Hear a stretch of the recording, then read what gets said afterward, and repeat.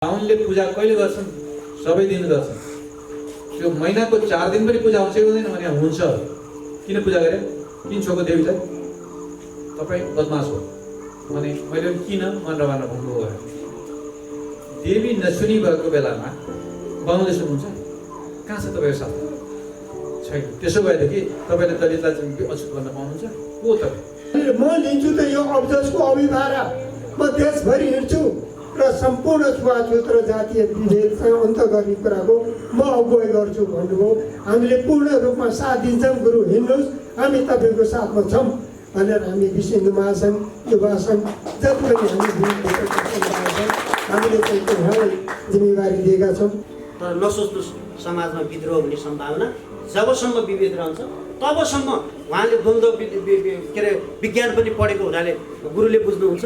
जबसम्म समाजको विभेद अन्त्य हुँदैन तबसम्म द्वन्द्वको अलिअलि भए पनि बाँकी नै रहन्छ। त्यसैले चाहिँ म यहाँबाट हार्दिक आग्रह गर्न चाहन्छु कि हामी जति सुनिरहेका छौँ, जतिले बुझिरहेका छौँ, कम्तीमा तपाईँहरू परिवर्तन, म परिवर्तनका लागि तयार छु। आज पनि एउटै परिवार एउटै समाजमा बसेर पनि फेरि उस निजको चाहिँ यो संसारमै नभएको यस्तो अनि विचार बोकेर हामी बाँचिरहेका छौँ। अब त हामी आफैलाई पनि यो समाजको सभ्य युवा, म समाजको सभ्य मानव हो भनेर भन्दा चाहिँ हामी आफैले पनि यसरी शिर नोर्याउन पर्ने अवस्था मैले देख्छु। त्यसैले पनि अब परिवर्तन हाम्रै पालामा छ। जातीय छुवाछुत मुक्त समाज अब हाम्रै पालामा सम्भव छ। त्यो सम्भव तपाईँहरूबाट सम्भव छ र तपाईँहरूले सुरु गर्नुपर्छ। अहिलेको 21औं शताब्दीमा समाजमा विद्यमान रहेको डिस्क्रिमिनेसन, असमानतालाई धार्मिक कार्यक्रमका माध्यमबाट, जनचेतनाका माध्यमबाट समाजमा पछाडि परेको वर्गलाई सँगसँगै लिएर एकता र समानताको बाटोमा लिएर जान सकिन्छ भनेर खास गरी बाहुन समुदायमा जन्म भए पनि सोचले चाहिँ उहाँले आफूलाई चाहिँ एउटा सद्गुणीका रूपले स्थापित गर्न खोज्नु भएको छ। बझाङ जस्तो दुर्गम ठाउँबाट जातीय विभेद र असमानताको चाहिँ अन्त्य गर्छु भनेर एउटा अठोटका साथ आदरणीय गुरु केशवराज जोशीज्यू, उहाँ बझाङवासी पनि हुनुहुन्छ, मैले लामो समयदेखि चिनेको व्यक्तित्व पनि हुनुहुन्छ। सबभन्दा पहिलामा आजको यो कार्यक्रमबाट उहाँले जुन अभियानको थालनी गर्नुभएको छ, जुन एउटा सकारात्मक सोचको समाज परिवर्तनको एजेन्डा बोक्नु भएको छ, यसका निमित्त म मेरो व्यक्तिगत तर्फबाट र सम्पूर्ण दलित समुदायका तर्फबाट म नेपाली कङ्ग्रेससँग आबद्ध भएको हुनाले नेपाली कङ्ग्रेसका तर्फबाट पनि म उहाँलाई हार्दिक धन्यवाद दिन चाहन्छु। र उहाँको यो पवित्र अभियानमा मेरो व्यक्तिगत तर्फबाट र म जुन समाजसँग जोडिएको छु त्यो समाजमा जोडिएका साथीहरूको पनि संयुक्त रूपमा चाहिँ उहाँको अभियानलाई सफल पार्नका निमित्त म हरदम रूपमा चाहिँ प्रयासरत रहन्छु। खास गरी सबैभन्दा पहिला मानिसको जन्म हो। त्यो मानिसको जन्म भइसके पछाडि समाजको निर्माण हो र त्यो समाजको निर्माण भइसके पछाडि समाजमा असल काम गर्नका निमित्त, समाजमा अलिकति थिचोमिचो परेका मान्छेहरूलाई सम्मानित व्यवहार गर्नका निमित्त, समाज सेवा गर्नका निमित्त धर्मको उत्पत्ति भएको जस्तो मलाई लाग्छ। र धर्मको उत्पत्तिले चाहिँ समाजमा सेवा गर्नका निमित्त बनेको, समाजमा वेलफेयर गर्नका निमित्त बनेको। तर पछि बिस्तारै त्यो धर्मभित्र पनि गलत मान्छेहरूको प्रवृत्ति र गलत मान्छेहरूको चाहिँ उपस्थितिले गर्दाखेरि विकृतिहरू सँगसँगै यसको उत्पादन भयो होला र जसले गर्दाखेरि आज चाहिँ विभिन्न मान्छेहरूले भएको समाजका विकृति विसङ्गतिहरूलाई पनि धर्मसँग जोडेर यसको व्याख्या गर्ने गरेको देखिएको छ। हामीले भन्यौँ कि नेपालको दलित समुदाय भनेको हामी आर्यन अथवा आर्य समुदायबाट नै भयो। हाम्रो फेसियल स्ट्रक्चरदेखि लिएर कलरदेखि लिएर भाषादेखि लिएर संस्कृतिदेखि लिएर परम्परादेखि लिएर हाम्रो फरक छैन, सबैको एउटै नै छ। तर समाजमा जसरी चाहिँ एउटा समानताको व्यवहार हुनुपर्ने हो, आजको 21औं शताब्दीमा हामीले विश्वका विभिन्न मुलुकहरूमा जाँदा जसरी हाम्रो देशमा चाहिँ जातीय विभेद छ, छुवाछुत छ भनेर हामीले जहाँ सुन्न पाउँछौँ, त्यो सुन्दाखेरि चाहिँ कतै न कतै हाम्रो शिर सुन्छ। हामीले यसलाई चाहिँ आफूले झुक्नुपर्ने, आफूले निहुरिनुपर्ने, आफूले लज्जाउनु पर्ने प्रवृत्ति अहिले पनि रहेको छ। समाजमा धेरै चिजहरू समाजले निर्माण गरेका छन्। ती समाजले निर्माण गरेका चिजहरूलाई सामाजिक न्यायको सिद्धान्तले पनि के भन्छ भन्दा समाजले निर्माण गरेका चिजहरूलाई समाजले परिवर्तन गर्न सक्छ, बदल्न सक्छ। र त्यसलाई सुधार्न सक्छ। समाजले निर्माण गरेका चिजहरू परिवर्तनशील छन्। राज्य सत्तादेखि लिएर समाजमा भएका विकृति विसङ्गतिदेखि लिएर यी जति पनि चिज छन् यी परिवर्तनशील हो र यही समाजले परिवर्तन गर्न सक्छ। तर प्रकृतिले निर्माण गरेका चिजहरूलाई हामी सिधै परिवर्तन गर्न सक्दैनौँ, त्यसको ध्वंस गर्न सक्दैनौँ र त्यसलाई चाहिँ पुनर्निर्माण पनि गर्न सक्दैनौँ। तर समाजले बनाएका चिजहरूको परिवर्तन गर्न सक्छौँ। त्यसैले नेपालमा भएको जातीय विभेद, कास्ट बेस्ड डिस्क्रिमिनेसन पनि यही समाजले निर्माण गरेको र यही समाजले यो विकृति अन्त्य गर्नका निमित्त तयार हुनुपर्छ। हामीले तयार रहनुपर्छ। अहिले पछिल्लो अवस्थामा मनुस्मृतिदेखि लिएर विभिन्न किसिमका पुराना कुराहरूको उत्खनन गर्ने एउटा व्यक्तिहरू पनि हुनुहुन्छ। उहाँहरूले भनिराख्नु भएको छ, तर म त्यो पक्षमा छैन। मैले पटक पटक भनेको छु कि हिजो भएको विकृति विसङ्गतिलाई फेरि उत्खनन गरेर समाजमा द्वन्द्व फैलाउने कामले समाजमा एकअर्काको बिचमा वैमनस्यता सिर्जना गर्ने काम राम्रो होइन। तर एउटा कुरा के हो भने दलित समुदायले हिजो मनुस्मृतिका माध्यमबाट पाएको विभेद, अन्याय, अत्याचारलाई हामी जस्तो युवाहरूले अहिलेको समाजमा त्यसलाई बिर्सन तयार छ। तर एउटा कुरा के हो भने जसले हिजो विभेदको सुरुवात गर्यो, जसले समाजलाई विखण्डित गर्यो, जसले एउटा सिङ्गो समुदायलाई चाहिँ विभेदबाट समाजलाई एउटा मानव भएर डिग्निटीपूर्वक बाँच्न दिएन, त्यसले पनि आज त्यो कुरा हिजोको कुरा बिर्सिन तयार हुनुपर्छ। हिजो मेरो पुर्खाले गरेको थियो त्यसैले यो ठिकै पो थियो कि भन्ने एउटा जातीय आडम्बर आफ्नो दिमागमा बोक्न एउटा समुदायले छोड्नुपर्छ। अर्को समुदायले चाहिँ हिजो भएको अन्यायलाई छोड्नुपर्छ, बिर्सिनुपर्छ। र अहिलेको वर्तमानमा भएको मेरो पर्सनल विचारले त मैले के भन्छु भने म राष्ट्रिय दलित आयोगको कार्यभार अध्यक्ष भएर काम गर्छु। सरोजीहरू हुनुहुन्छ, हामीले देशभरि अभियान चलायौँ। म के चाहन्थेँ भन्दा म जातीय द्वेष फैलाउन चाहन्थेँ। समाजमा विसङ्गति छ, समाजमा विभेद छ, त्यो भोग्ने पनि छन्। तर समाजमा विभेद छ भन्दैमा हिजोको कुराहरूलाई ल्याएर झन् त्यसलाई डिट्याच गर्ने, समाजबाट बङ्ग्याएर छुट्याएर जाने कुरासँग हाम्रो तर्कसम्मत छैन। हामीले के भनेका छौँ भने हिजो थियो, आज मनुस्मृतिले नेपालको कुनै पनि गाउँपालिकामा शासन गरेको छैन, कुनै पनि वडामा शासन गरेको छैन, कुनै पनि भूभागमा शासन गरेको छैन। हामी त्यो कुरा मान्न तयार छैनौँ। तर हिजो भएको विकृति विसङ्गतिलाई हाम्रो जेनेरेसनले बिर्सिन चाहन्छ भने हिजो विभेदबाट सिक्दै आएको कुरालाई अर्को समुदायले पनि बिर्सिनुपर्छ र हामी एक हौँ भन्ने भावना मनमा राख्नुपर्छ। हाम्रो समाजमा एउटा सामाजिक भनाइ छ। हिजो हामीले चाहिँ एउटा कुरा सिक्यौँ, त्यो कुरा सत्य होइन भन्दै पनि हाम्रो जेनेरेसनलाई सर्दै आयो।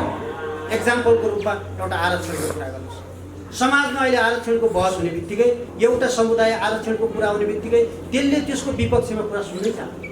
कसैले आरक्षण गलत हो भनिदियो मात्रै भने पनि त्यसले त्यो कुराको प्रतिवाद गर्न तयार भइहाल्छ। कसैले तर्कसङ्गत रूपमा आरक्षण ठिक छैन, यसलाई सही ढङ्गले प्रयोग गर्नुपर्छ भने पनि त्यो कुरालाई उसले पत्याउँदैन। अर्कोले फेरि उसले आरक्षणको बारेमा बहस गरिरहेको छ, उसले ठिक छ पछाडि परेकोलाई माथि उठाउनुपर्छ भनेको छ भने पनि आरक्षणलाई मन पराउने नपराउने मान्छेले त्यसको विपक्षमा उठाइहाल्छ, नबुझिकन उठाउँछ। त्यसलाई के भन्छ भन्दा कन्फर्मेसन बाइसनेस भन्छ। हाम्रो समाजमा कन्फर्मेसन बाइसनेस छ। अहिले जातीय विभेदका हिसाबले पनि कन्फर्मेसन बाइसनेस, किन भन्दा हामी सत्य त त्यो कुरा छुट्याउनै चाहँदैनौँ कि आफूलाई मन नपरेको राम्रै कुरा भनिराखेको छ, तर हाम्रो दिमागको कन्फर्मेसन के छ भन्दाखेरि होइन, त्यो कुरा चाहिँ हुँदै होइन भन्ने कुरा हामी जान्छौँ। तर अझै त्योभन्दा डरलाग्दो चिज चाहिँ के हो भने जब बायस्ड एसिमिलेसन। बायस्ड एसिमिलेसन भने त्यस्तो चिज हो कि जब कसैले आरक्षणको बारेमा तर्कसङ्गत रूपले बहस गरिराखेको छ, भनिराखेको छ, आवश्यकता छ भने त्यो बेला उसले चाहिँ त्यो चिज सुन्नु त परै छाड्नुहोस्, द्वन्द्व गर्न तयार हुन्छ कि यो चिज जसले आरक्षणको बहस गरिराखेको छ त्यसलाई कुट्नुपर्छ, पिट्नुपर्छ, समाजबाट त्यसलाई एक्ल्याउनुपर्छ भन्ने भावना जब हाम्रो मनमा विकसित हुँदै जान्छ, त्यो लेभलमा हामी पुग्छौँ भने त्यो बेला हाम्रो समाज चाहिँ बायस्ड एसिमिलेसनमा आइपुग्यो। अब सोच्नुहोस्, हाम्रो समाज बायस्ड एसिमिलेसनमा आउने बित्तिकै यो समाजमा जातीय द्वन्द्वको सिर्जना हुन्छ। यो समाजमा एक जातको मान्छेले, एक थरको मान्छेले, एउटा समुदायको मान्छेले अर्को समुदायको मान्छेलाई कुरा नबुझिकन, कुरा नजानिकन र कुरा नबुझिकन चाहिँ उसले आफ्नो चाहिँ भित्र भएको मानसिकतालाई चाहिँ गर्यो भने हाम्रो समाज कहाँ हुन्छ। त्यसैले हामी सबैले भनेका छौँ यो समाजलाई द्वन्द्वको बाटोबाट अन्त ल्याउने हो, यो समाजलाई द्वन्द्व मुक्त गराउने हो, कन्फ्लिक्टलेस सोसाइटी निर्माण गर्ने हो भने हामी सबैको कर्तव्य बन्न जान्छ। म त आदरणीय गुरुलाई आग्रह गर्न चाहन्छु, उहाँहरूको धेरैवटा कार्यक्रममा म सहभागी गर्छु। म उहाँहरूलाई हार्दिक आग्रह गर्न चाहन्छु कि तपाईँहरूले समाजमा भएको विभेदलाई नजरअन्दाज गर्नुभयो भने, अन्डिस्मेट गर्नुभयो भने आज लाइन लगाएर मान्छेको हुल बनेर धर्मको क्षयीकरण भइरहेको छ। त्यो कुरा तपाईँहरूले बिर्सिनु भयो भने लेखिराख्नुहोस्। जब मान्छेले डिग्निटीपूर्वक बाँच्न पाउँदैन, जब समाजमा आत्मसम्मानपूर्वक हिँड्न पाउँदैन, खाना नभए मान्छे 2 छाक भोको बस्न सक्छ, 21 दिन मान्छे खाना नखाइकन बस्न सक्छ। तर खाना नपाएको पीडाभन्दा जब मान्छेले म मान्छे होइन भनेर मन्दिर बाहिर बस्नुको पीडा, घरको आँगनमा बस्नुको पीडा, पानीको धाराबाट बाहिर बस्नुको पीडा, स्कुलको एउटा भएको चाहिँ पानीको धाराबाट छुट्टै धारामा बसेर खानुको पीडा समाजमा तपाईँहरूले बुझ्नुभएको छ। त्यसको कारण के हो? अहिले धेरै मान्छेले, अन्य धर्मका मान्छेले भनिरहेका छन्, हामी त जन्मिँदा जसरी तपाईँहरूको न्वारन भयो त्यसरी नै हाम्रो न्वारन भयो, जसरी तपाईँहरू दसैँ तिहार मान्नुहुन्छ त्यसरी दलित समुदायले दसैँ तिहार मान्छ, जसरी हामीले धर्म संस्कार बिहादेखि लिएर मृत्युपनको संस्कार छ त्यो दलित समुदायले त्यही संस्कार मानेर बसेको छ। जुन मन्दिरमा तपाईँहरू पूजा गर्नुहुन्छ उसको पनि मन्दिर छ, उसले पनि त्यही देवताको पूजा गरिरहेका छ। अब सोच्नुहोस्, आज हामीले देख्यौँ 2010 को डाटा हेर्ने हो भने मैले अस्ति पनि भने हिन्दूहरूको भएको जनसङ्ख्या अहिलेको डाटाहरूलाई अध्ययन गर्ने हो भने दिनदिनै क्षयकरण भइरहेको छ, दिनदिनै घटिरहेको छ। मेरो यसको मतलब हिन्दू धर्म घट्यो भन्नेको चिन्ता होइन, यसको मतलब हिन्दूप्रति आस्था राख्ने मान्छेहरूको जनमत घट्यो भन्ने चिन्ता होइन। हिन्दूको जनसङ्ख्या घट्दै गर्दा, हिन्दू धर्मप्रतिको आस्था मान्छेको घट्दै गर्दा हाम्रो धर्म संस्कार परम्परा र हाम्रो मौलिकतामाथिको आक्रमण हो। हामीले सोमालियाको इतिहास हेरौँ, जहाँ भएका बाहिरबाट आएका क्रिस्चियनहरूले त्यहाँका मुसलमानहरूमाथि गरेको अन्यायको कारणले गर्दा आज त्यो देश जातीय द्वन्द्वमा गएर सिद्धि। हामीले पछिल्लो 1994 को मात्रै घटना हेर्ने हो भने पनि रुवान्डाको इक्जाम्पल हेरेको छ। जातीय द्वन्द्वका कारणले रुवान्डा समाप्त भएको थियो, तर अहिले रुवान्डा नेपालभन्दा त कति विकसित छ, अझै तपाईँको युरोपको त्यसलाई सिङ्गापुर के अरे अफ्रिकाको सिङ्गापुरका रूपमा विकसित भइसक्यो। त्यसैले गर्दा नेपाल जस्तो मौलिकताको सङ्ग्रहालय भन्छु म, नेपाल जस्तो देश जहाँ धर्म संस्कृति परम्परा रीतिरिवाज यति धेरै सुन्दर छन्, एउटा हेरिटेज हो नेपाल भनेको, एउटा संस्कारपूर्ण देश हो। तर यो देशको कुसंस्कारलाई अब ऋषिकेश शाह दाई जस्तो एउटा आदरणीय व्यक्तित्व हुनुहुन्छ, उहाँले विश्व हिन्दू युवा सङ्घको नेतृत्व लिनुभएको छ। म उहाँलाई आग्रह गर्न चाहन्छु, आदरणीय गुरु उमेरले चाहिँ उहाँभन्दा धेरै हामीभन्दा धेरै सिनियर हुनुहुन्छ, म उहाँलाई आग्रह गर्न चाहन्छु कि अब साँच्चीकै कानुनका हिसाबले डाक्टर विद्या कोइराला सर हुन्छ, उहाँसँग मैले थुप्रै दलितका कार्यक्रममा उहाँको प्रशिक्षण सुन्ने अवसर कति ठाउँमा उहाँहरूसँग हामीले धेरै कुराहरू सिकेका छौँ। हामीले कानुनका माध्यमबाट, ऐन निर्माणका माध्यमबाट, संविधान निर्माणका माध्यमबाट नेपालमा भएको असमानता जातीय विभेद हटाउनलाई प्रशस्त काम गर्यौँ। अमेरिकाको संविधान जस्तै, भारतको संविधान जस्तै प्रोग्रेसिभ कन्स्टिट्युसन हामी कहाँ छ? संविधानमा धेरै कुरा लेख्नुपर्छ भन्ने पक्षमा हामी छैनौँ, तर संविधानमा लेख्दै गर्दा, ऐन बनाउँदै गर्दा, सारा चिजहरू बनाउँदै गर्दा पनि समाजमा तात्विक भिन्नता हुन नसक्नुको कारण चाहिँ के हो? हाम्रो मानसिकता परिवर्तन हुन सकेन। मानसिकता परिवर्तन चाहिँ कसले गर्ने हो? हाम्रो मानसिकता परिवर्तन भएन, गर्ने कसले हो? हाम्रो मानसिकता परिवर्तन गर्ने काम पनि हामी आफैले गर्ने, हाम्रा सङ्घ संस्थाहरूले गर्ने। तपाईँहरू सोच्नुहोस् न, हिजो मन्दिरमा छिर्दै गर्दाखेरि एउटा मान्छेले मन्दिरको ढोका झ्यालबाट पनि हेर्न नपाउने परिस्थिति सिर्जना थियो भने तपाईँहरू कसरी कन्भिन्स गर्नुहुन्छ कि सारा समुदाय, सारा नेपालीहरूको हिन्दू धर्म आफ्नो हो भनेर कसरी भन्न सक्नुहुन्छ? त्यसैले त्यसको नेतृत्व गर्नुहोस्। हामीले त अहिले कन्भिन्स भएर भनेको ऐनका माध्यमबाट पनि परिवर्तन गर्नुपर्छ, गलत गर्नेलाई कारवाही गर्नुपर्छ, ऐन बनिएको छ, पुलिस छ, प्रशासन छ, सबै चिज छ, त्यसलाई पनि छोड्ने हो। हामी छ नि त हाम्रो समाज हो, त्यो छ भने त्यसलाई हटाउनका लागि त्यसलाई चाहिँ समाजबाट त्यसलाई हामीले डिट्याच गर्न, त्यसलाई चाहिँ निराकरण गर्नका लागि हामी किन तयार हुन सक्दैनौँ? एउटा कुरा अर्को पनि छ, यहाँ गुरु भगवान्हरू भएको डाक्टर साहब भएको कारणले म एउटा कुरा भन्छु, हामीले के तर्क राखिराखेका छौँ भन्दा हिजो हजुरबुवाका पालामा थिएन, बुवाका पालामा आउँदाखेरि त्यो चाहिँ कम भएर भयो, अहिले मेरो जेनेरेसनमा आउँदा त यो 20% होला, 10% होला, यो त बिस्तारै हुन्छ भन्ने छ। एउटा मान्छेले आत्मसम्मानपूर्वक बाँच्नु जिउनु पाउने काम चाहिँ बिस्तारै हुन्छ। सारा चिज चाहिँ एकैचोटि अन्त गर्ने, राज्य सत्ता परिवर्तन, राजा फालेर गणतन्त्र ल्याउने, समाजमा भएको गरिबी घटाएर अहिले 46बाट घटाएर 19मा ल्याउने, अनि जाति विभेद चाहिँ बिस्तारै गर्नुपर्ने, त्यसलाई बिस्तारै स्लोली चेन्ज गर्नुपर्ने। के छ त त्यसका मेरिट्सहरू भन्नु पऱ्यो, फाइदा के छ? त्यसलाई बिस्तारै अन्त्य गर्नुको फाइदा चाहियो हो।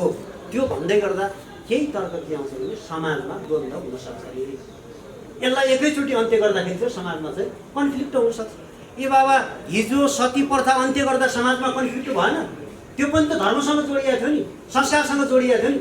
त्यसलाई अन्त्य गर्दा कन्फ्लिक्ट नहुने, समाजमा द्वन्द्व पैदा नहुने, मान्छेले आफ्नो धर्म संस्कार चाहिँ नछोडेको मानिने, अनि विभेद अन्त्य गर्दा चाहिँ समाजमा कन्फ्लिक्ट भइहाल्छ। त्यो चिजलाई हटाउने बित्तिकै समाज एकैचोटि यहाँ जातीय हिंसा भइहाल्छ, त्यो त गलत कुरा हो नि। त्यसका लागि हाम्रो मानसिकता तयार हुन सकेको छैन। इन्डिभिजुअल अहिले पनि हुँदैन, अहिले पनि पोसिबल छैन। इन्डिभिजुअल कसैले म जाति भेद हटाउँछु, मानसिकता परिवर्तन गर्छु भन्यो भने डाक्टर विद्यानाथ कोइराला जस्ता, रामचन्द्र अधिकारी, ऋषिकेश शाह जस्ता, केशव गुरु जस्ता मान्छे छन् त, हुनुहुन्छ त। उहाँले त भनेकै छन्, पटक पटक बोलेर मिडियादेखि लिएर हरेक कार्यक्रममा भन्नुभएको छ यो गलत चिज हो, यसलाई मान्नु हुँदैन, तर समाजबाट त हटेको छैन। त्यसैले चाहिँ अबको यो पुस्ता, अबको यो 10 वर्ष भन्छु म, यदि साँच्चीकै हिन्दू धर्मले, हिन्दू संस्कारले यसलाई चाहिँ हामी सबैको संस्कार हो, हामी सबैको धर्म हो भन्ने ग्रहण गराउन चाहन्छ, हाम्रो मौलिकता बचाउन चाहन्छ भने तपाईँहरूको अरू काम म भन्दिनँ। कसैलाई मन लागे पूजा गर्छ, मन नलागे गर्दैन, उसको आफ्नो व्यक्तिगत कुरा। कसैलाई मन्दिर जान मन लागे जान्छ, जान मन लागे जाँदैन। तर मन्दिर सबैको हो भन्ने कुराको पुष्टि गराउनका लागि काम गर्ने कि नगर्ने? त्यो दिनदेखि तपाईँहरूलाई भने नि, म सारा दलितको लर्को लगाएर पशुपति मन्दिरमा हजारौँ मान्छे ल्याउन सक्छु, हामी त्यसका त्यो अभियान देशभरि लिएर जान सक्छौँ। तर त्यसका लागि चाहिँ तपाईँहरूका नीति तथा कार्यक्रम, तपाईँहरूले काठमाडौँमा हामीले यति धेरै खर्च गऱ्यौँ, यति धेरै काम गऱ्यौँ, यति धेरै गोष्ठी गऱ्यौँ, सेमिनार गऱ्यौँ, लबिङ गऱ्यौँ, ऐन बनायौँ, धेरै चिज गऱ्यौँ, भएन। त्यसैले म उहाँलाई आग्रह गर्न चाहन्छु, यदि साँच्चीकै हाम्रो भावना, हाम्रो विचारलाई पनि लिएर जान चाहनुहुन्छ भने केशव गुरुले सुरु गर्छु भन्नुभएको छ, अब कर्णाली र सुदूरपश्चिमबाट गरौँ, डाक्टर कोइरालाहरू पनि लिएर जाउँ। हामी भन्छौँ नि उहाँलाई, सारा समाज परिवर्तनका लागि उहाँ किन हिँड्नुहुन्छ उहाँ? त्यसैले हामी एकचोटि सुरुवात गरौँ, समाजलाई कन्भिन्स गरौँ, भनौँ यो चिज परिवर्तन गर्नुपर्छ भनेर जाने हो भने हाम्रो संस्कार पनि बढ्छ, हाम्रो धर्म पनि बढ्छ, हाम्रो मौलिकता पनि बढ्छ। र यो चाहिँ तपाईँ के भने जब घरमा छोराछोरी बाबुआमाको झगडा हुन्छ, त्यो घर रहँदैन, बिस्तारै त्यो घर के हुन्छ, समाप्त हुन्छ। त्यसैले नसोच्नुहोस् कि एउटा कम्युनिटीले छोड्दैमा, एउटाले धर्म नमान्दैमा, एउटाले मन्दिर नआउँदैमा, एउटाले सद्भावभित्र नआउँदैमा, एउटालाई टिका लाउन नपाउँदैमा हाम्रो केही जानेवाला छैन भनेर कसैले परिकल्पना गरेको छ भने सोच्नुहोस्। हिजोको जेनेरेसन दुःखमा थियो, उसले सकेन, शिक्षित थिएन, बुझेको थिएन, उसले सङ्घर्ष गर्न सकेको थिएन, आर्थिक रूपमा सबल थिएन, आन्दोलन गर्न सकेन, जसले गर्दा सहेर बस्यो। उसले त्यो चिजलाई सहेर बस्यो, विद्रोह गर्न सकेन। तर नसोच्नुहोस् समाजमा विद्रोह हुने सम्भावना जबसम्म विभेद रहन्छ तबसम्म, उहाँले द्वन्द्व के अरे विज्ञान पनि पढेको हुनाले गुरुले बुझ्नुहुन्छ, जबसम्म समाजको विभेद अन्त्य हुँदैन तबसम्म द्वन्द्वको अलिअलि भए पनि बाँकी नै रहन्छ। त्यसैले चाहिँ म यहाँबाट हार्दिक आग्रह गर्न चाहन्छु कि हामी जति सुनिरहेका छौँ, जतिले बुझिरहेका छौँ, कम्तीमा तपाईँहरू परिवर्तन, म परिवर्तनका लागि तयार छु। त्यो दलित भन्ने आयातित शब्द हो। हामीले चाहिँ वर्ण व्यवस्था छ हाम्रोमा, जाति व्यवस्था छैन। हाम्रो शास्त्रमा जातीय व्यवस्था छैन, वर्ण व्यवस्था कामको आधारमा। कृष्णले भन्नुभएको के भने चतुर्वर्णमया सिस्टम गुण कर्म विभाग छ। गुण र कर्म, गुणबाट मान्छे यस्तो गाइडेड छ कि अब हाम्रो सत्व रजत तम गुण भन्ने हुन्छ। अब त्यो सत्व प्रधान मान्छेको खानपिन लवाई खवाई बेग्लै हुन्छ, रजो प्रधानको बेग्लै हुन्छ, तमो प्रधानको बेग्लै हुन्छ। गुणको आधारमा मान्छे चल्छ, हामीले त्यसलाई बटार्न सक्दैनौँ। उसको जे गुण छ त्यतै जान खोज्छ। त्यसले गर्दा अब कर्मको आधारमा तपाईँको फेरि गुणले कर्मलाई चाहिँ के अरे प्रेरित गर्छ। कुन गुणको मान्छेले के कर्म गर्न खोज्छ त? गुणले कर्मलाई चाहिँ प्रेरित गर्छ।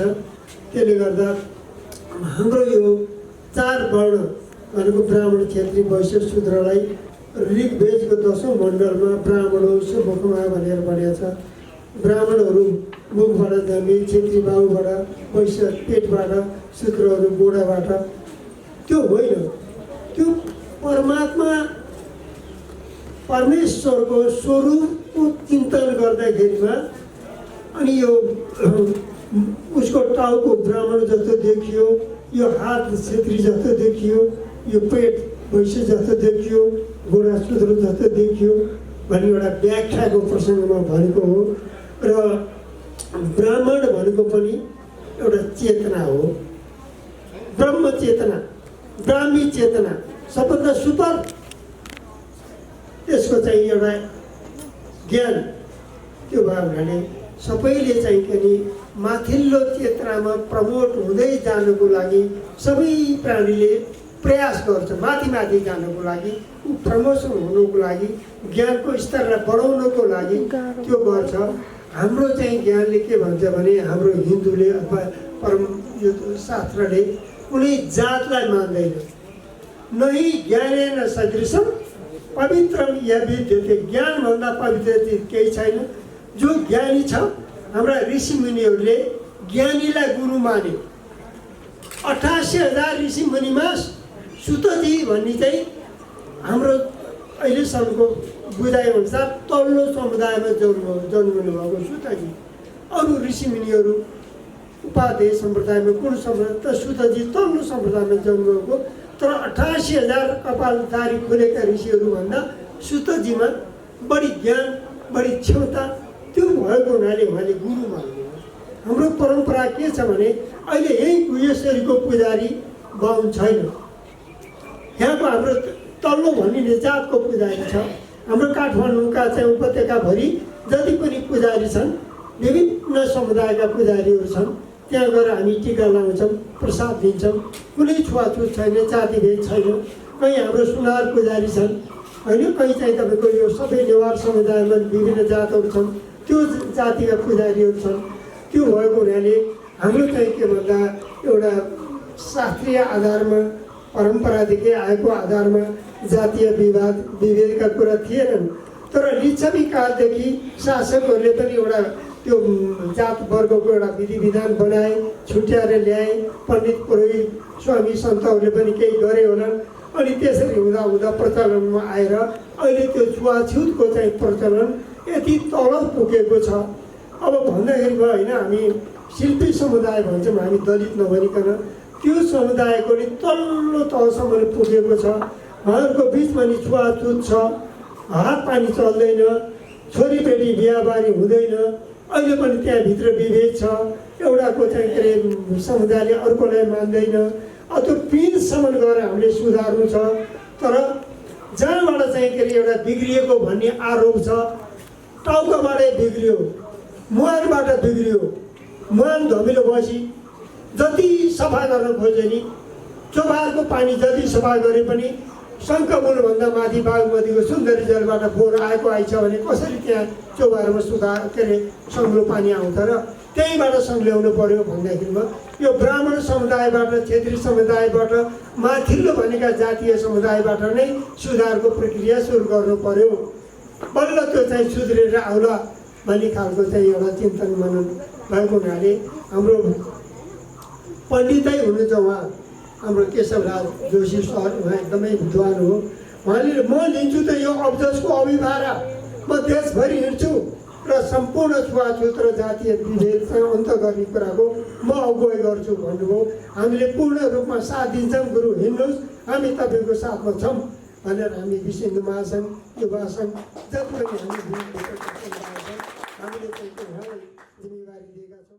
हामी सधैँ नै भनिरहेका हौँ र हामी यही दिनको प्रतीक्षामा धेरै वर्ष पहिलादेखि नै थियौँ कि हामी यही समाजमा, यही धरती र यही आकाशमा हामी एउटै परिवार र एउटै समाजमा हामी रहेर पनि आज यही समाजमा फेरि हामीले आज आफ्नो यही नेपालमा म त मान्छे हुँ भनेर मैले मानवताको परिचय दिँदै र खोज्दै हिँड्नुपर्ने अवस्थामा म लगायत मेरो सिङ्गो समुदाय 65 लाख समुदाय आज त्यही मानवताको आफ्नो आइडेन्टिटी खोजिराखेको छ र धेरै कुराहरू आइसक्यो।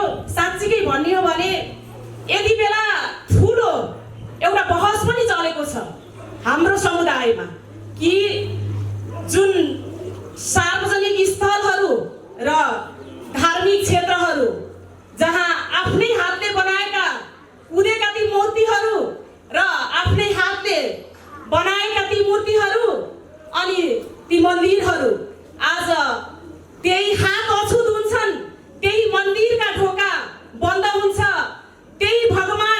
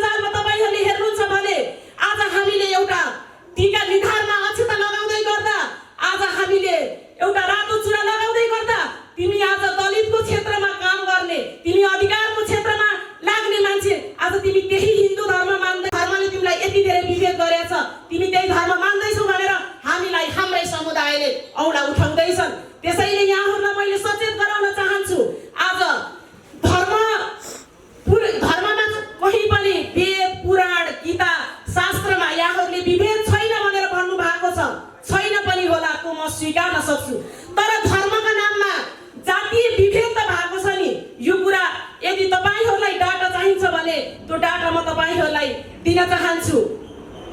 आज धेरै मन्दिरहरूमा धेरै टाढाको कुरा नगरौँ, हामी यही हेटौडामा मन्थली बजारभन्दा माथि जहाँ शेरकाली बेताली भन्ने मन्दिरमा कृष्ण बहादुर विश्वकर्माले मन्दिरमा पूजा गर्न जाँदा त्यहाँ 2 जना पण्डितहरूले दलितले मन्दिर प्रवेश गर्दा र त्यहाँ पूजा गर्दा यो मन्दिर अपवित्र भयो भनेर त्यो दलित समुदायको कृष्ण बहादुर विश्वकर्मालाई रु 5,000 त्यही पण्डितहरूले तिराउनु भयो। त्यति मात्रै होइन, दलितले मन्दिर प्रवेश गर्दा त्यो पुरै अछुत भयो भनेर त्यहाँ रुद्री पूजा गरियो। जबकि धर्ममा विभेद छैन भन्नुहुन्छ, ती पण्डितहरूलाई कारबाही गर्नको लागि हामी तयार थियौँ र केही दिन उहाँहरू मामा घरमा जानुभयो। आज 2068 को जातीय छुवाछुतको ऐन बनेको छ, जहाँ कुनै पनि संविधानमा लेखिएको छ जात धर्म लिङ्ग वर्ण केहीको आधारमा पनि मान्छेलाई विभेद गर्न पाइँदैन। मठ मन्दिर सार्वजनिक स्थलका त कुरै छोडिदिनुहोस्, तर त्यति मात्रै यो संविधानमा नलेखिकन व्यक्तिगत रूपमा पनि कसैका निजी उसका क्षेत्रमा निजी ठाउँहरूमा पनि कसैले व्यक्तिगत रूपमा अपमान गर्यो विभेद गर्यो भने पनि त्यो कानुनी भाषामा फौजदारी एउटा अपराधको रूपमा कानुनमा लेखिएको छ। आज तपाईहरूलाई मैले उदाहरण दिन चाहन्छु कि आज जातकै नाममा र धर्मकै नाममा आज जसरी विभेद र छुवाछुत यो समाजमा कायम छ, त्यो छुवाछुत र विभेदले आज दलित समुदायका व्यक्ति मात्रै मारिएका छैनन्, धेरै टाढाको घटना र धेरै लामो समय फर्किनै पर्दैन। रुकुम जाजरकोटमा जहाँ मल्ल थरको एकजना युवतीसँग दलित समुदायका नवराज विश्वकर्माले प्रेम गरेर विवाह गर्न उनी आफैले बोलाउँदा जहाँ 6 जना युवाहरूको हत्या भयो, त्यो हत्यामा त्यहाँ दलित समुदायका युवा मात्रै मारिएनन्, त्यहाँ कथित उपल्ला जाति भन्ने समुदायका 2 जना व्यक्ति पनि मारिए, जहाँ गोविन्द शाही र गणेश बुढा पनि मारिए। तपाईहरू हेर्नुहोस् त, आज जातीय छुवाछुत र विभेदले आज तपाईहरूकै छोराहरू मारिएका छन्। आज चोखो प्रेम गर्ने अन्तर्जातीय प्रेम गर्ने एउटा दलित समुदायसँग अन्य ठुलो समुदाय भन्ने छोरीचेलीले प्रेम गर्दा त्यो प्रेम परिवार र समाजले स्वीकार्दैन, अनि न त उनीहरूले त्यो प्रेम सँगै बाँच्न पाउँछन् न त उनीहरू सँगै रहन सक्छन्। अन्तिममा एउटै रसीमा ती दुवैजनाले आत्महत्या गरेका घटनाहरू तपाईहरूलाई डाटा चाहिन्छ भने फोटो डेट सहित म तपाईहरूलाई दिन्छु। आज यो समाजमा जातीय विभेद र छुवाछुतले आज त्यो समुदायलाई मात्रै होइन, आज तपाईहरूका घरका छोरीहरू आज आफै आत्महत्या गरेका छन्। तपाईहरूले हुर्किएका छोराहरू जातीय विभेद यो छुवाछुत गलत हो, हामी यो समाज परिवर्तन गर्नुपर्छ, अन्तर्जातीय प्रेम गर्ने जोडीलाई साथ दिनुपर्छ, हामी यो समाज परिवर्तन गर्न चाहन्छौँ भन्ने तपाईँका छोराहरूले आज फेरि आफ्नो ज्यान आहुति दिइरहेका छन्। त्यसैले म भन्न चाहन्छु कि बिस्तारै हुन्छ, अघि मन्जितजीले भन्नुभयो बिस्तारै हुन्छ। म अलिकति तपाईँहरूलाई मैले समाधान पनि भन्न चाहन्छु। अहिले पनि धेरैजना युवाहरूलाई सोध्ने हो भने उहाँहरूको एउटै मात्रै कुरा आउँछ कि नाइ म त जाति विभेद मान्दिनँ, कहाँ मान्ने, म त मेरा सबै दलित साथीहरू छन्, म त सँगै खान्छु सँगै हिँड्छु होस्टेलमा सँगै बसेको छु, म त विभेद गर्दिनँ। कहाँ, हामी पनि अहिलेको जमानामा पनि जाति विभेद गर्ने छैन, मेरो त दलित साथी छ, मैले विभेदै गर्दिनँ भन्नुहुन्छ। तर उहाँले फेरि एउटा भन्नुहुन्छ कि अब के गर्ने, घरमा चाहिँ आमा बुवाले अलिक मान्नुहुन्न, उहाँहरू पुरानै सोचको हुनुहुन्छ, अलिक गाह्रो छ कि घरमै लान पनि ठ्याक्कै बुवा आमाहरूले थाहा पाउनु भयो भने गाह्रो छ। मैले त मान्दिनँ, मेरो आमा बुवाले मान्नुहुन्छ, मेरो हजुरआमाले मान्नुहुन्छ। सबैभन्दा अहिलेको चाहिँ युवाहरू जति पढे लेखेको आफूलाई एकदमै सचेत भन्नुहुन्छ नि, तपाईँहरूलाई जन्माउने हुर्काउने हजुरबुवा हजुरआमा आमाहरू अझै धेरै सचेत र ज्ञानी हुनुहुन्छ। मैले उदाहरण दिन चाहन्छु, अहिले के भन्नुहुन्छ आमा बुवा हजुरबुवा हजुरआमाले कुनै पनि कुराको निर्णय गर्नु पर्यो भने छोरो पढेको छ, बुहारी पढे लेखेकी आइछन्, नातिनी पढिछन्, अब त बाबु अब उनीहरूले जे भने त्यही हुन्छ, अब त उनीहरूकै निर्णय चल्छ, अब उनीहरूले जे भने त्यही मान्ने हो, मलाई नसोध बाबु छोरालाई सोध भन्नुहुन्छ। हो कि होइन ल भन्नुहोस्। अनि अब तपाईँहरूले आफ्नो बुवा आमाहरूलाई यति नै सम्झाउन सक्नुहुन्छ नि त, जातीय विभेद छुवाछुत भनेको यो कुनै एउटा धर्मको नाममा काम सिपको आधारमा हिजोको चाहिँ शासक वर्गले एउटा शासित वर्गलाई गरिएको यो एउटा थिचोमिचो हो, यो विभेद हो, केही पनि होइन, काटेर आएको सबैको बराबर एउटै हो भनेर तपाईँहरूले सम्झाउन सक्नुहुन्छ। सक्नुहुन्छ। ब्लड ब्याङ्कमा जाँदाखेरि कुन जातको ब्लड भनेर सोधिँदैन नि त, किनभने त्यति बेला त आफू बाँच्नु छ। त्यहाँ त दलित समुदायहरूले पनि ब्लडहरू दिएका छन्। त्यो ब्लडले कतै केही असर पार्छ कि भनेर हामीले नै अनि ब्लड डोनेसनका कार्यक्रमहरू चलाइरहेका छौँ भनेपछि आफूलाई बाँच्नको लागि आफूलाई पर्दा त ब्लड ब्याङ्कमा कुन ब्लड भनेर सोधिँदैन, सबै कुरा चल्छ नि त। तर नचल्ने भनेको के हो भन्दा पानी नचल्ने हो र उसलाई सबैभन्दा सानो दर्जामा राखिने हो। हामीले यी यस्ता कुराहरू बुझाउन सक्छौँ अनि हामीले कानुन बुझाउन सक्छौँ। 2068 को जातीय छुवाछुत विभेदको ऐन छ, जहाँनिर चाहिँ कसैले चाहिँ जातीय विभेद गर्यो भने उसलाई अहिले पनि 3 महिनादेखि 3 वर्ष जेल छ अनि 20,000 देखि 2 लाख रुपियाँ अहिले पनि जरिवाना छ। अब चाहिँ जातीय विभेद गर्न हुँदैन है भनेर हामीले यो पनि सम्झाउन सक्छौँ। त्यसो हुँदा तपाईँहरूको काँधमा छ, तपाईँहरूले सम्झाउन सक्नुहुन्छ। त्यसैले परिवर्तन भनेको हामी आफैबाट सुरुवात गर्ने हो। तपाईँ परिवर्तन हुनुभयो र भएन भने तपाईँहरू आफ्नो घरमा गएर तपाईँहरूले हजुरबुवा हजुरआमा आमाहरूलाई भन्नुहोस्, उहाँहरूले सम्झिनुहुन्छ, उहाँहरूले बुझ्नुहुन्छ। त्यसो हुँदा मैले फेरि पनि के भन्न चाहन्छु भने धेरै खालका अभियानहरू छन्। हामीले सरसफाइका अभियानहरू गर्छौँ, हामीले धेरै अभियानहरू गर्छौँ। तर मैले आज म पनि हिन्दू धर्म मान्छु, मैले पनि मेरो बुवाको हातबाट टिका लगाउँछु, मैले दीपावली मेरो दाइहरूलाई मनाउँछु, तीजमा म पनि रङ्गी चङ्गी अनि म पनि पहिरनमा सजिन्छु। म पनि यो समाजको जुन चलिआएको धर्मलाई म मान्छु। तर जुन धर्म मान्दै गर्दाखेरि अनि मैले चाहिँ त्यो विभेद खेप्नुपर्छ भने म अपमानित हुन्छु भने मैले धेरै त्यो धर्म मानिरहनु पर्छ भन्ने जरुरी छैन नि त। त्यसैले पनि यहाँहरूले एउटा धार्मिक सुधारका कार्यक्रमहरू गर्नुहोस्। ठाउँ ठाउँमा तपाईँहरूले गुरुकुलमा दलित जनजातिका बच्चाहरूलाई भर्ना गराउनको लागि अभियान चलाउनुहोस्। तपाईँहरूले विभिन्न मठ मन्दिरहरूमा दलित समुदायका पुजारीहरूलाई भर्ना गराउनुहोस्। तपाईँहरूले नियुक्ति गर्नुहोस् र तपाईँहरूले यो पुष्टि गरिदिनु पर्यो कि तपाईँहरू गुरुहरूले भन्नुहुन्छ जहाँ पनि कि कुनै पनि वेद पुराण गीता शास्त्र केहीमा पनि विभेद छैन भनेर भन्नुहुन्छ भने अब चाहिँ हिन्दू धर्म मान्नेहरूले जातीय विभेद र छुवाछुत खेप्नु पर्दैन, यो अन्त्य गर्छौँ र गऱ्यौँ भनेर तपाईँहरूले देखाइदिनुहोस्। हामी त्यही दिनको प्रतीक्षामा छौँ। होइन भने हामीले मान्दै गरेका धर्म, हामीले मान्दै गरेका संस्कारहरू यदि यो समुदायले फेरि आफू अपमानित महसुस गरेर उनीहरूले फेरि पनि म परिवर्तन गर्छु भनेर विकल्प खोजे भने हाम्रो एउटा यो धर्म एउटा संस्कृति नै यो एकदमै खराबमा पर्नेछ। र तपाईँहरूले जुन आज एउटा सुरुवात गर्नुभएको छ यो तपाईँहरूले धेरै पहिला गर्नुपर्ने हो। यो त धेरै ढिला भयो र पनि तपाईँहरूले आज गर्नुभयो। यसको लागि मैले तपाईँहरूसँग सहकार्य गर्न चाहन्छु।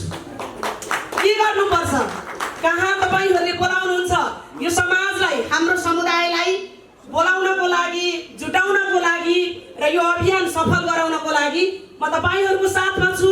सिङ्गो समाज साथमा छ र आज तपाईँहरूले जुन आज यो कार्यक्रम गर्नुभयो यो असाध्यै सराहनीय छ। आज पनि हेर्नुहोस् न, हामी 21औं शताब्दीमा जहाँ चन्द्रमामा मान्छेले पुगेर पनि बस्ती बसाउन जग्गा किन्दैछ के भनेपछि आज पनि हामी यो समाजमा हेर्नुहोस् त। अनि आज हाम्रा छोरीले कुनै एउटा दलित समुदायका छोरासँग प्रेम गर्दाखेरि गुजात हो चल्दैन भनेर आफ्ना छोरीका इच्छा चाहनाहरूलाई तपाईँहरूले मारेर बाँधेर आजको विवाहलाई वर्जित गराइदिनुहुन्छ। आज पनि एउटै परिवार एउटै समाजमा बसेर पनि फेरि उस निजको चाहिँ यो संसारमै नभएको यस्तो अनि विचार बोकेर हामी बाँचिरहेका छौँ। अब त हामी आफैलाई पनि यो समाजको सभ्य युवा, म समाजको सभ्य मानव हो भनेर भन्दा चाहिँ हामी आफैले पनि यसरी शिर नुहाउन पर्ने अवस्था मैले देख्छु। त्यसैले पनि अब परिवर्तन हाम्रै पालामा छ। जातीय छुवाछुत मुक्त समाज अब हाम्रै पालामा सम्भव छ। त्यो सम्भव तपाईँहरूबाट सम्भव छ र तपाईँहरूले सुरु गर्नुपर्छ भनेर भन्दै जुन अवसर दिनुभयो यहाँ यो अवसरको लागि आयोजक टिमलाई धेरै धेरै धन्यवाद। विश्व हिन्दू महासङ्घले पनि यसको बारेमा सोच्नु पहिल्यैदेखि सोचिरहनु पर्थ्यो र विश्व हिन्दू परिषद अहिले भारतमा छ उसले पनि यो विषयमा सोच्नु पर्थ्यो। जबकि भारतमा त अझ डाक्टर अम्बेडकर जस्ता मान्छेहरूले संविधानै बनाए, त्यस्तो मान्छेहरू जन्मिए र भारत अहिले त्यो बाटो अम्बेडकरको बाटोमा हिँडिरहेको छ। तर त्यहाँ पनि यो सोचिएन, सोच्नु पर्थ्यो भन्ने एउटा सोचाइ। र मैले के विचार गरेको भने होइन, अब यदि दलितलाई हामीसितै समाहित गरिराख्ने, हामी बराबर राखिराख्ने र हामी मतलब हाम्रो धर्मभित्रै उनीहरू धर्मको एउटा अङ्ग हुन् भनेर सोचेर राख्ने हो भने ब्राह्मण जातिहरू जो छन्, मुख्य जाति हिन्दू धर्ममा सबभन्दा जाति प्रथा चलेदेखि सबभन्दा माथिल्लो जात जुन मानिएको छ हिन्दू धर्मका ब्राह्मणहरूले नै अगाडि नआएसम्म यो छुवाछुतको अन्त्य हुन सक्दैन जस्तो मलाई लागिरहेको थियो। र यसै सिलसिलामा के भन्यो भने हेर्नुहोस्, कानुनकै कुरा गर्ने हो भने 2016-15 सालमा दलितहरू विरुद्ध छुवाछुतको अन्त्य हुनुपर्छ भनेर कानुन आयो। 19 सालमा त दण्ड व्यवस्था गरियो। 47मा झन् राम्रो कडा कानुन आयो। अब गणतन्त्र ल्याउने सिलसिलामा प्रचण्डजीहरूले त बाहुनलाई डोला समेत बोकाए, तर पनि यसको अन्त्य भएन। किन अन्त भएन? यसको खोजी बाहुनले नै गर्नुपर्ने हो। वास्तवमा जातीय हिसाबले, सामाजिक हिसाबले, सांस्कृतिक हिसाबले यदि बाहुन अगाडि आएन भने यो हुन नसक्ने हो। त्यस कारण चाहिँ त्यो सोचाइ राख्दै मैले आफूले के सोचाइ राखेको हो भने अब धार्मिक चेतना फैलाएर एउटा जस्तै धार्मिक भागवत महायज्ञ लगाएर त्यो सम्पूर्ण दलितहरूलाई धार्मिक महायज्ञमा के भन्छ कर्ताको रूपमा सबै उनीहरूलाई नै सम्मिलित गराएर अनि त्यसपछि पुरा विधिपूर्वक फेरि त्यो विधि नअप्नाएर चाहिँ हुँदैन। विधि हामीले पनि, म बाहुनको छोरो हुँ, मैले सप्ताह लगाउँदाखेरि त कपाल सपाल खौरेर प्रायश्चित्त गौदान गरेर अनि त्यसपछि गएर एक छाक वर्ष फलाहार बस्ने र एक छाक खाने निष्ठापूर्वक कथा सुन्नुपर्ने हुन्छ भने त्यो उनीहरूले पनि त्यो पालना गर्ने गरी धार्मिक अभियानको रूपमा देशभरिमै चलाउन सक्यो भने कमसेकम बाहुनहरूले यो काम, यसमा सबैमा बाहुन जातिको सबैको सहयोग पुग्नु सक्यो भने यो जाति जुन छ अहिले जसको सबभन्दा बढी आक्रमण त्यो जातिमाथि भइरहेको छ, धार्मिक रूपले पनि अन्य जाति अन्य धर्महरूले पनि तिनीहरूलाई आकृष्ट गर्ने, प्रलोभन देखाउने यसो जुन गरिरहेका छन् त्यो चिजको अन्त्य हुन सक्थ्यो। र यसमा बाहुन जातिहरू नै अगाडि आउनुपर्छ। र यसमा बाहुनले त अन्त म त के भन्छु भने हामीले प्रायश्चित्त गर्नुपर्छ। हामीले गरेको काम जुन हो त्यो कामको अन्त्य गर्नलाई हामीले प्रायश्चित्त गर्नुपर्छ। प्रायश्चित्त गरेर यो अभियानमा लागिहाल्नुपर्छ भन्ने सोचाइले मैले बजाङबाटै सप्ताह महायज्ञ सुरु गराएर त्यो सप्ताह महायज्ञमा सम्पूर्ण दलितहरूलाई सम्मिलित गराएर विश्व हिन्दू महासङ्घ युवा सङ्घदेखि लगायत सम्पूर्ण धार्मिक संस्थाहरू जति छन् सम्पूर्ण संस्थाहरूलाई यसमा इन्भल्भ गराएर देशका जति पनि सामाजिक, व्यापारिक, धार्मिक जति पनि संस्थाहरू छन् यिनीहरू सबैलाई कसैका विरुद्ध यो लक्षित होइन, यो समानताको लागि हो, यो भेदभावको अन्त्यको लागि हो, यो कसै विरुद्ध लक्षित होइन भन्ने भावना राखेर यसलाई अगाडि बढाएर सबै लाग्यौँ भने यो देशव्यापी रूपमा लैजान गयो भने यसले छुवाछुतको अन्त्य गर्नमा ठुलो सघाउ पुर्याउँछ। कति पीडा छ अछुत हुनु, अछुत बनाइनु भनेर त अपराध मध्येको बजाङमा कुराकानी गर्नुभयो। म बजाङमै गएर चाहिँ न्यु खोजेको छु। यो देवताको मन्दिरमा पूजा गर्ने को हो भनेर सोधेँ, देवीको मन्दिर बाहुनहरूले गर्छन् भन्दै। मैले भने बाहुनले पूजा कहिले गर्छन्? सबै दिन गर्छन्। त्यो महिनाको 4 दिन पनि पूजा हुन्छ कि हुँदैन भने हुन्छ। किन पूजा गरे? किन छोको देवी चाहिँ तपाईँ बदमास हो भने मैले किन भनेर भन्नुभयो। देवी नसुनी भएको बेलामा बाहुनले सुन्नुहुन्छ? कहाँ छ तपाईँको साथ? छैन। त्यसो भएदेखि तपाईँले दलितलाई अछुत भन्न पाउनुहुन्छ? को तपाईँ? यसरी न्यु खोज्यो भने एउटा बाटो अनफोल्ड हुँदो रहेछ। त्यस्तो किसिमको हिसाबको अनुभवलाई शास्त्रसँग चुनौती गर्दै बाटो निकाल्न सकिने किसिमको अर्को बाटो। अर्को चाहिँ नि यो अनुभव पनि छ, पश्चिमी ज्ञान पनि छ। किनभने हामी कति पश्चिमी ज्ञानसँग जोडिनु पर्ने परिस्थिति पनि छ। किनभने हामी छुट्टै भएर यो विश्व हाम्रो होइन भनेर भन्न सक्दैन। हाम्रै सबै चिज ठिक छन् भनेर भन्नुको एउटा मूर्खाइ हो।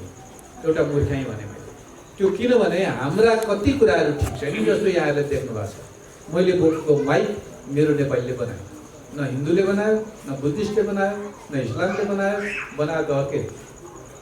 उसका कुराकानी हामीलाई कति कायदा भएको छ।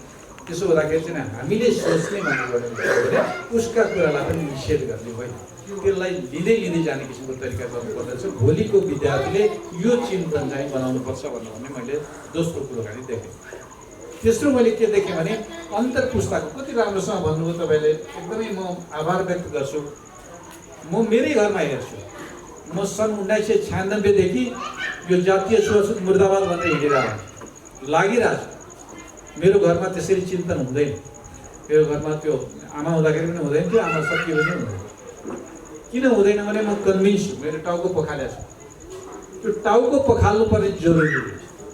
बाहुनको टाउको पनि पखाल्नु पर्यो, दलितको टाउको पनि पखाल्नु पर्यो, जनजातिको टाउको पनि पखाल्नु पर्यो। किनभने हामीसँग उदार भयो। नेवार जनजाति भनेर भनौँ, रूपा सुनारको निम्ति त्यत्रो व्यवस्था घटाउनु। त्यस्तै किसिमको हिसाबले बाहुनले गरेको बदमासी पहिले राम्रोसँग भन्नु। यस्ता बदमासीहरू थुप्रै भएको छ। त्यो जातमा मात्रै बस्दो रहेन, त्यो चिन्तनमा बस्दो रहेछ। चिन्तनमा बस्यो भने त्यो चिन्तन धोइ पखाली गर्ने तरिका के हो, गरेर हेरौँ न के हुँदो रहेछ, खाएर हेरौँ न के हुँदो रहेछ, छोएर हेरौँ न के हुँदो रहेछ, सँगै बसेर हेरौँ न के हुँदो रहेछ।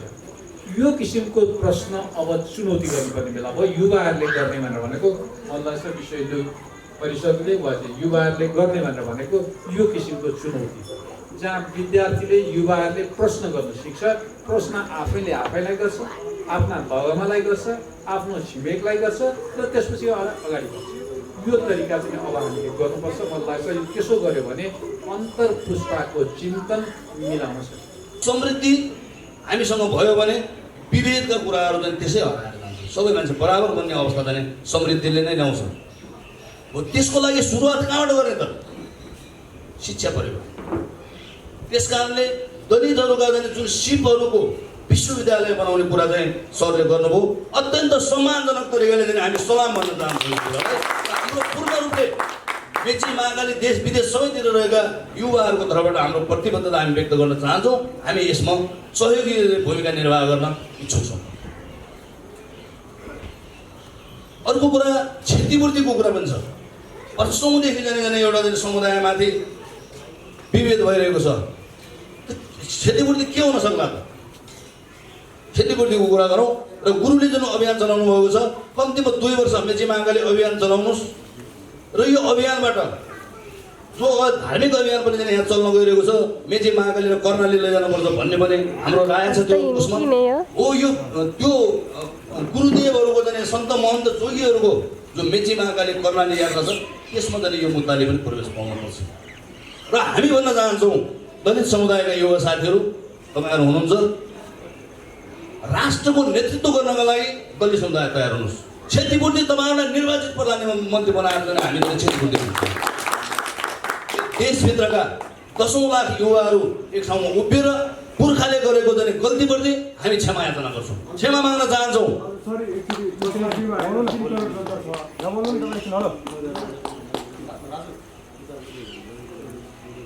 त्यस कारणले गर्दाखेरि समस्याको समाधान यसरी चाहिँ दलितहरूको समस्याको समाधान गरौँ, त्यसपछि सबै खालका समस्याहरूको समाधान भएर जान्छ भन्ने हामीलाई लाग्छ।